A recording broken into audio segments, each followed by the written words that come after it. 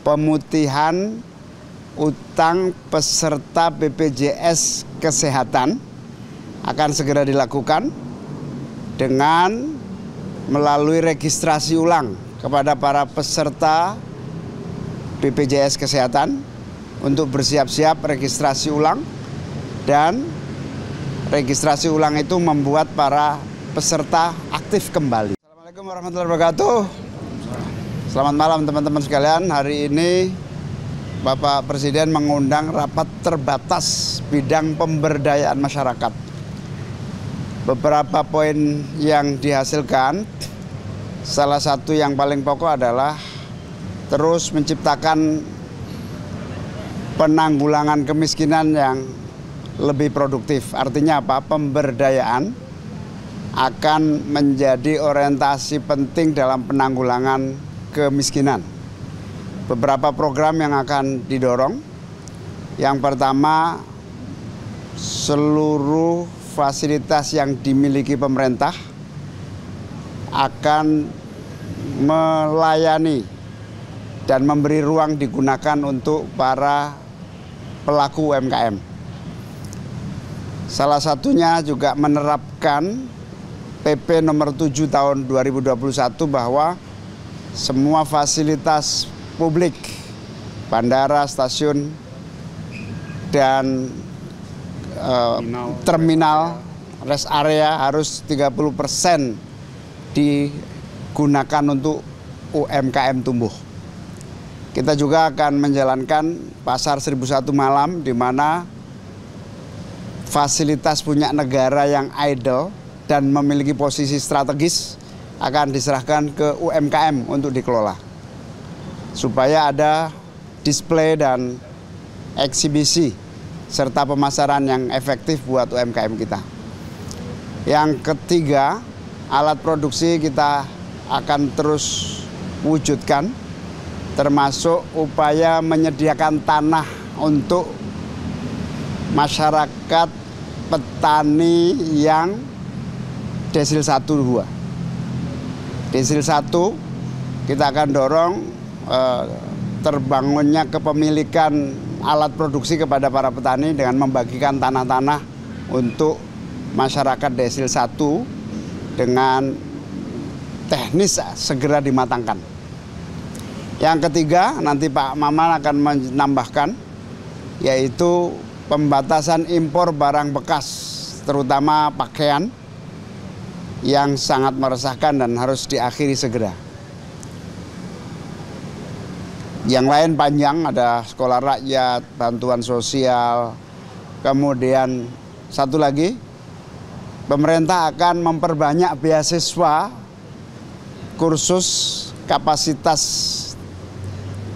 lulusan SMA dan SMK yang mau bekerja ke luar negeri dengan skill-skill welder, caregiver,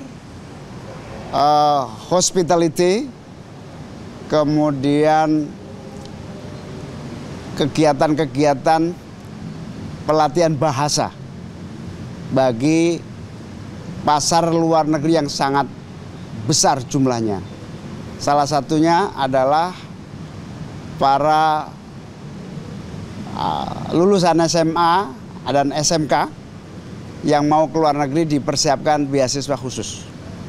Insya Allah akan disiapkan 12 triliun untuk pelatihan dan peningkatan mutu bahasa para calon-calon tenaga kerja yang bekerja dengan pasar luar negeri. Tambahan untuk pakaian bekas. Oke, ya makasih. Kami tadi baru saja habis rapat terbatas dengan Pak Presiden dan bersama dengan Pak Menko, dan ada beberapa petunjuk dan arahan dari beliau. Yang pertama, saya menambahkan yang terkait mengenai barang bekas. Jadi salah satu petunjuk dan arahan dari Presiden juga adalah bahwa pada saat kita melakukan penindakan pembatasan terhadap barang-barang bekas, baju-baju bekas yang masuk, arahan dari Pak Presiden juga mempertimbangkan dan memikirkan substitusi produk.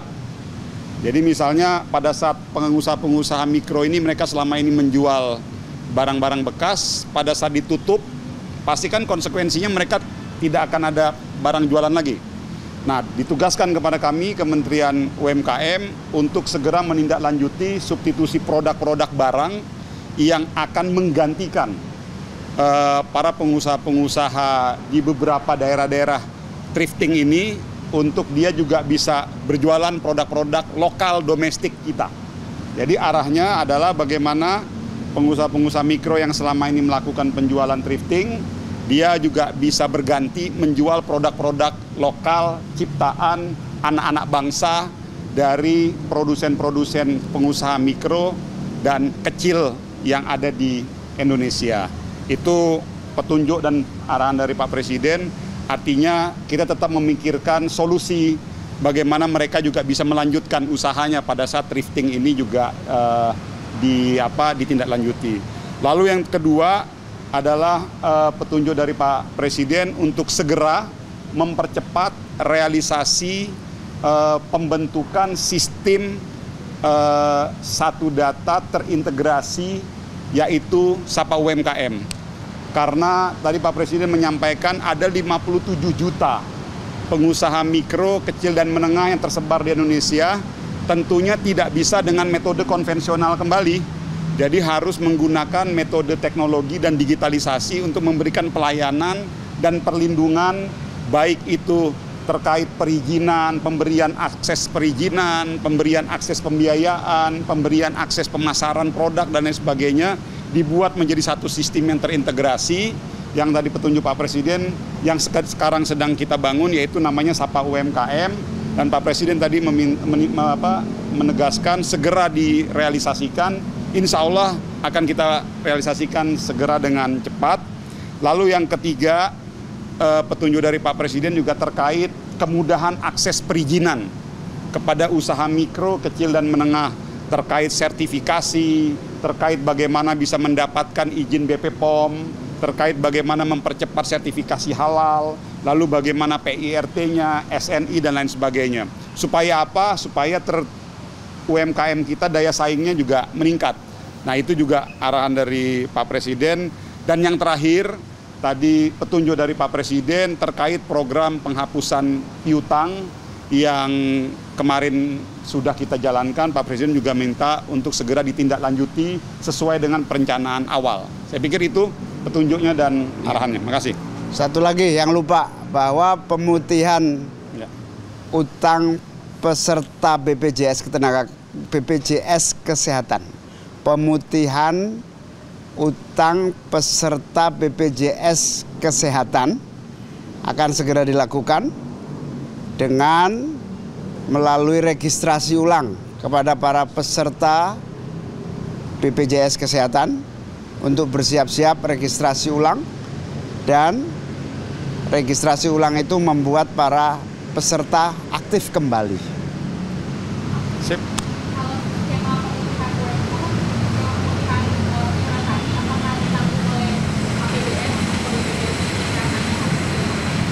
Ya, otomatis dengan sendirinya tanggungan itu akan diambil alih oleh BPJS Kesehatan. Nanti akan diumumkan segera.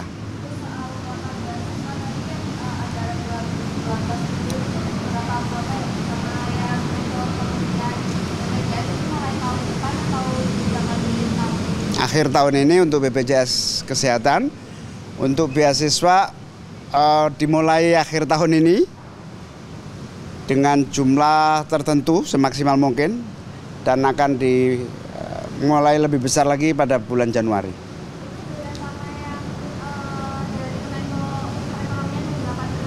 Beda. Terus soal persaingan utang modern dan juga UMKM, kalau dari pemerintah sendiri apakah sudah mulai mengatur monitor izin pilihan retail modern terus agar lebih merata?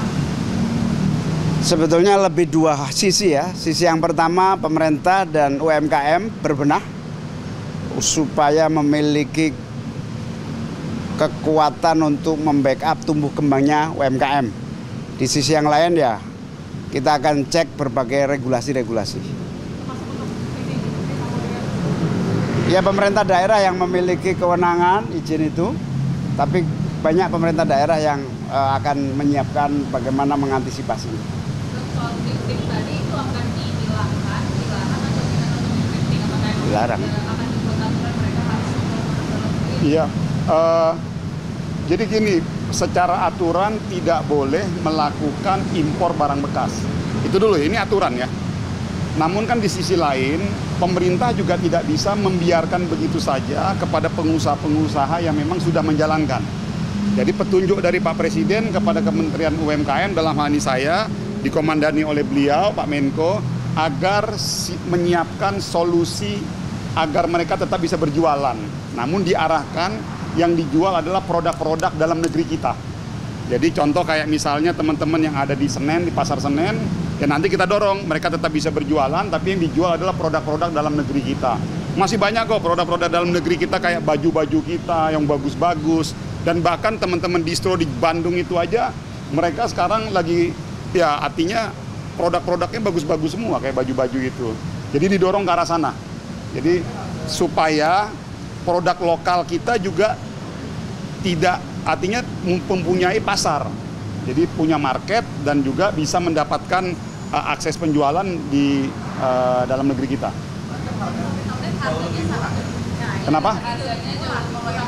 Enggak juga. Kami kemarin sudah panggil beberapa asosiasi baju, penjualan baju domestik kita, dan teman-teman thrifting juga sudah kita ajak bicara juga. Artinya ada juga barang-barang bekas itu yang harganya mahal sekali.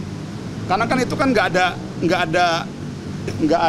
ada aturan itu, bebas saja kan, penentuan harganya kan tergantung pedagang.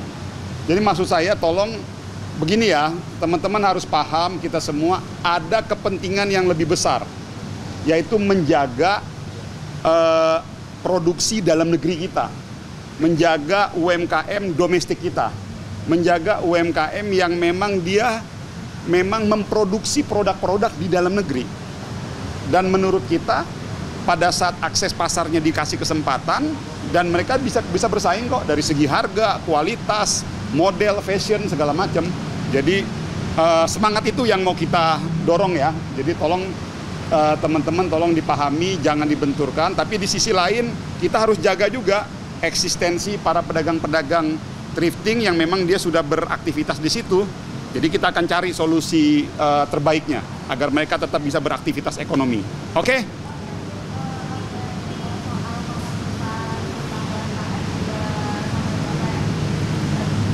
Ya, kalau sementara kan masih di angka 67.000 UMKM. Kan berdasarkan data dari Bank Himbara kita ada kurang lebih 1 juta usaha mikro kecil menengah yang memang bisa dihapus tagihkan dan dihapus bukukan. Nah itu yang kita kan tindak lanjuti itu. Ya sementara ini baru kurang lebih 67.000 itu.